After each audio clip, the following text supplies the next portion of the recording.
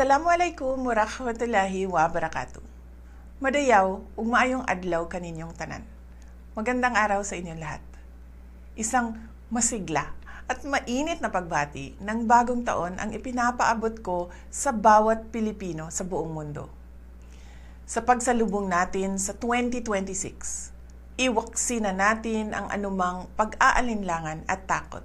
Ngayon ang simula ng isang panibagong kabanata, isang malinis na pahina na punong-puno ng pag-asa.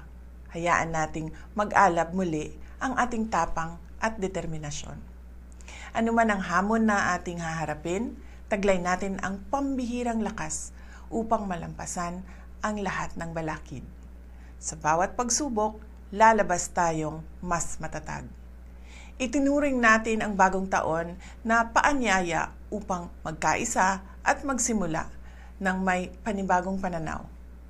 Ang ating pinagsamang lakas at pananampalataya ang susi ng tunay na pagbabago. Sama-sama tayong magsikap at magdasal na ang 2026 ay maging taon ng pag-asa at pagpapala. Maligayang bagong taon sa inyong lahat, naway maging mas maliwanag at maunlad ang ating panibagong simula. Mahalin natin ang Pilipinas. Para sa Diyos sa bayan at sa bawat pamilyang Pilipino. Syukran.